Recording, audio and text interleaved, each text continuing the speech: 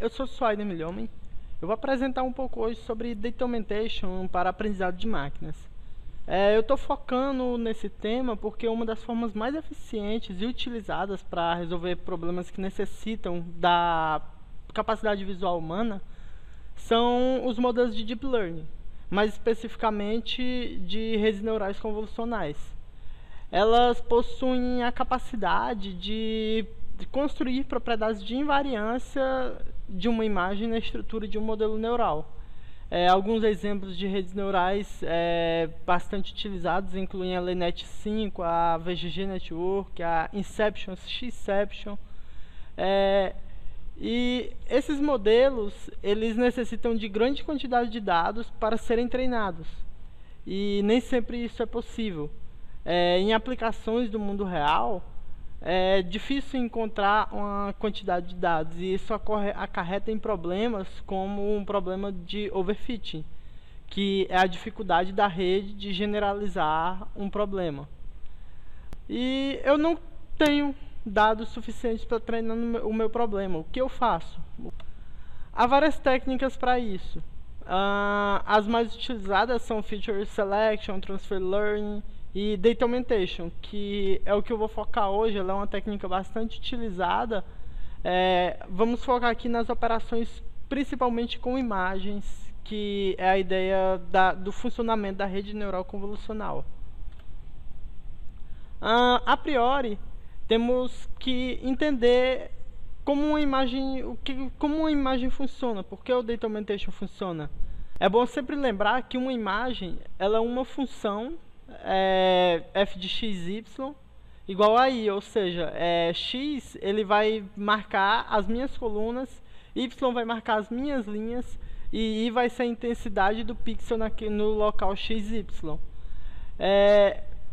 E como dito anteriormente, as CNNs ela possuem a capacidade de aprender propriedades de invariância na imagem, né? E onde eu quero chegar com isso?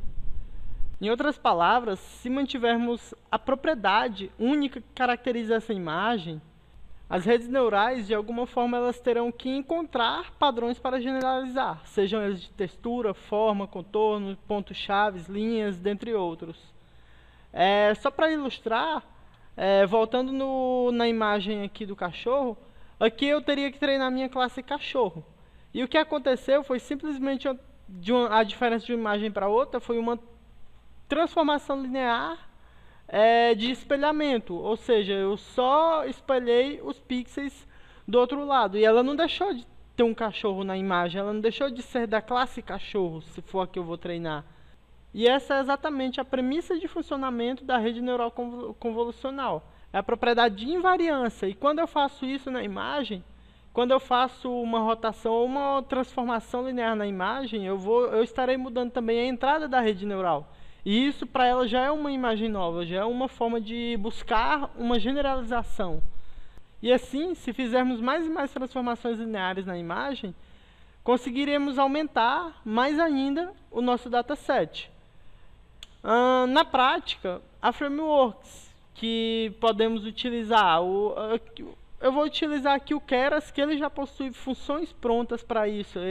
O que basta é simplesmente sabermos usar. No Keras, há uma classe de pré-processamento de dados e operações de Data Augmentation. Ela trabalha tanto com dados de imagens, quanto textos ou sequências que normalmente são de séries temporais. E mais especificamente no módulo de imagens, nós podemos importar a classe de Image Data Generator, e justamente essa classe ela vai possuir operações de rotinas para gerar batches de imagens com operações randômicas que vão permitir que justamente são o aumento de dados. Nela também possui funções como funções para carregar imagens, funções para converter imagens para arrays, e também no caso aqui inicialmente nós temos que carregar o path da imagem. Como eu estou utilizando o Google Colaboratório aqui, eu vou pegar essas imagens a partir do meu Google Drive. Eu tenho uma pasta temporária aqui que eu posso copiar o caminho dela e simplesmente colar aqui. E a classe, e a partir daí eu posso carregar uma ou mais imagens a partir da função do load image. Esse image path, ao carregar esse image path, eu vou estar carregando imagens do tipo que é utilizado na biblioteca Pillow. É uma biblioteca de processamento de imagens muito utilizada em Python. E também, né, aqui em imagens eu tenho a necessidade de converter ela para arrays, que também a função ela vai fazer a conversão, né? A função já possui na classe de processamento de imagens do Keras.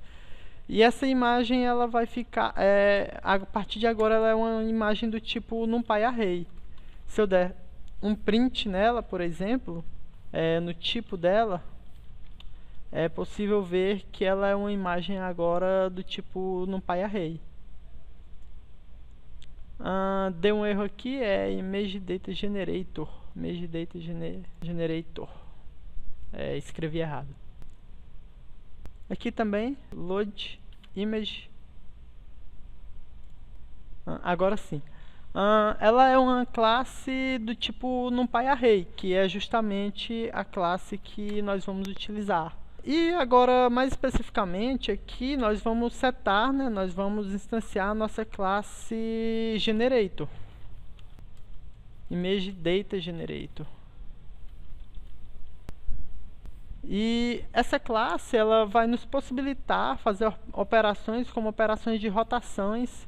Nós vamos poder dar um range de rotações para ela. E esse range aqui, por exemplo, vamos setar 30 graus, ou seja, eu vou permitir a minha imagem ser rodada ou não em 30 graus, né? Então são operações randômicas de até 30 graus para ambos os lados, ou esquerda ou direita. Eu posso também permitir ela eu posso fazer movimentações horizontais na minha imagem, né? Que são os Width Shift. E esses Width Shift eu dou um range para ele, por exemplo, de 0.2, e eu vou permitir a minha imagem ser movimentada na horizontal, ou eu posso setar também para operações de altura, na vertical, que do mesmo jeito eu seto um range de 0.2, por exemplo. Isso me permite fazer movimentações, permite a classe Image Data Generator fazer movimentações. Eu posso também dar, por exemplo, um horizontal flip, permitir então eu posso permitir ele a fazer os flips na imagem, que é a operação de fazer um espelhamento na imagem. E para ilustrar, eu vou utilizar aqui um contador i igual a 0, para mim poder utilizar a função de fluxo, né? Então o meu generator, eu posso ter uma função de fluxo nela, e essa função de flow, quando eu vou iterar nela através de batches. E justamente esses batches são as operações em cada imagem, e cada iteração dessa eu vou gerar novos batches, ou seja, novas imagens. Aqui eu vou setar a imagem, eu seto um tamanho, por exemplo, do meu batch. Esse tamanho que vai determinar o tamanho dos meus dados finais. E também ela já me permite salvar a imagem, caso eu não queira treinar diretamente no modelo neural, por exemplo, do Keras. Eu posso salvar a imagem no meu diretório, no meu disco. A partir também, vamos partir desse mesmo caminho. Eu vou salvá-la aqui. Eu vou mandar salvar aqui também com um prefixo, só para facilitar a visualização das imagens finais. Vou salvar um prefixo dog aqui. E também ela permite eu já escolher o formato. Aqui vamos colocar ela no formato JPEG. E cada iteração aqui eu consigo gerar novas imagens. Então aqui eu vou inicialmente incrementar e eu vou só para ilustrar, como exemplo, eu vou permitir esse ir até 2. E dar um break. Inicialmente, aqui não há imagens. Eu retirei todas as imagens anteriores que tinha. E ao rodar, deu um erro aqui. É horizontal flip.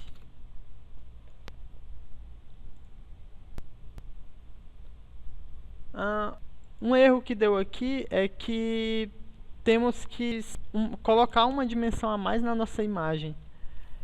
Porque aqui o Keras ele vai tratar essa imagem, esse array como se fosse várias imagens. Como aqui nós, para ilustrar como exemplo, nós estamos trabalhando apenas com uma imagem, é possível trabalhar com mais. E justamente isso, eu vou adicionar uma dimensão a mais no meu vetor para permitir essa possibilidade. Eu setei X aqui a imagem.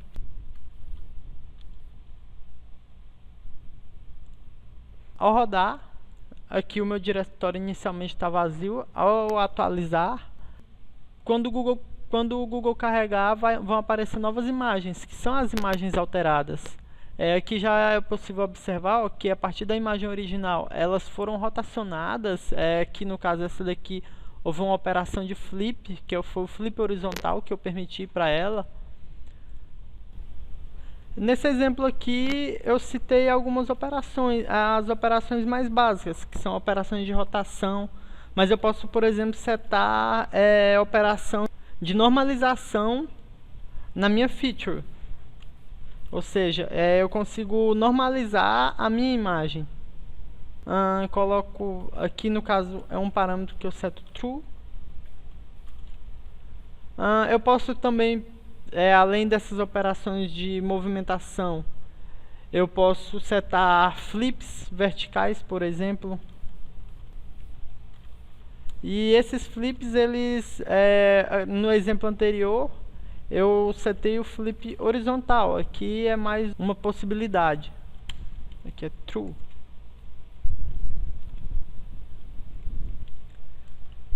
Posso também setar operações de zoom na minha imagem. Esse zoom range aqui, ele me dá a possibilidade de setar o quanto de zoom. Eu vou colocar um valor aqui um pouco alto para podermos ver realmente a diferença. Eu vou mudar aqui também só para fins de identificação. Aqui é feature wise.